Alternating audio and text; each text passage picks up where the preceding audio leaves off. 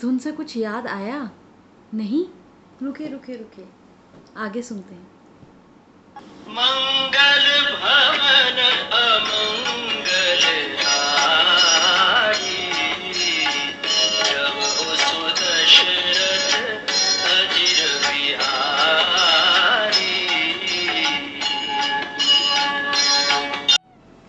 इसी लॉकडाउन में हम सब ने मिलकर देखी थी रामायण, लेकिन क्या हमने उससे कुछ सीखा? नमस्कार, मैं गरिमा आज आपके साथ में बांटने जा रही हूँ वो 5 सीख जो हमें इस जीवन के लिए आवश्यक है, जो हमें रामायण की कथा से सीखने को मिलती है। चलिए आइए शुरुआत करते हैं।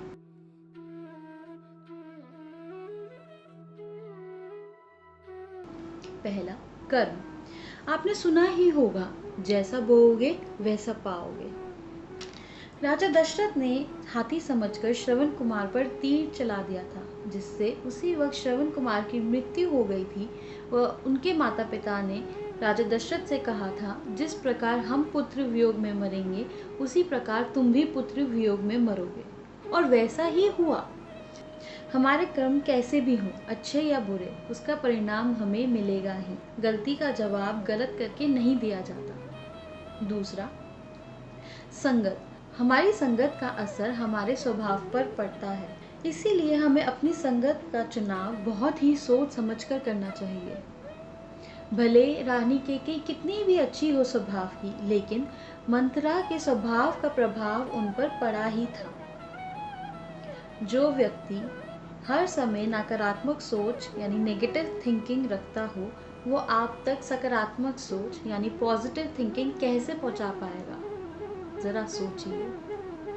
तीसरा, निर्णय। कभी भी जीवन में हमें अपने निर्णय अपने भावनाओं में बहकर नहीं लेने चाहिए, जैसे सुख, दुख, क्रोध आदि। जिस प्रकार क्रोधित शूर्पणखा की बहकावे में आकर अहंकारी रावण ने माता सीता का अपहरण करने का अपराध किया।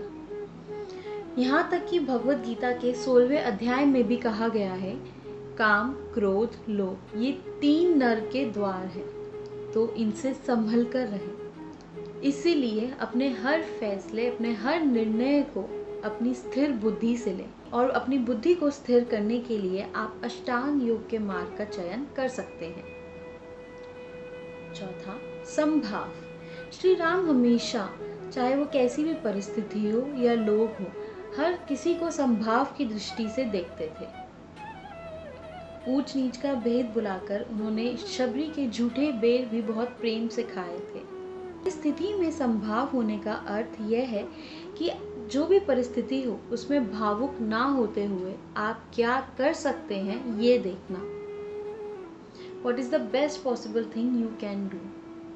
5वां, हनुमान। जहाँ एक ओर हमें हनुमान जी के समर्पण से भक्ति योग की झलक देखने को मिलती है, वहीं दूसरी ओर हमें यह समझ में आता है कि सारी शक्तियाँ हमारे अंदर ही हैं, जो कि हम खुद ही पहचान नहीं पाते, परंतु किसी मार्गदर्शक या गुरु के आ जाने से उसका हमें बोध हो जाता है। जिस प्रकार जामवंत के बताने पर हनुमान जी को अपनी सारी शक्तियों का बोध हो गया था। अगर आपको ये वीडियो पसंद आई हो तो लाइक करें। अगर आप एक अच्छे संगत का उदाहरण बनना चाहते हैं तो शेयर करें, और अगर आप एक अच्छा कर्म करना चाहते हैं तो सब्सक्राइब करें। धन्यवाद। आपका दिन शुभ हो।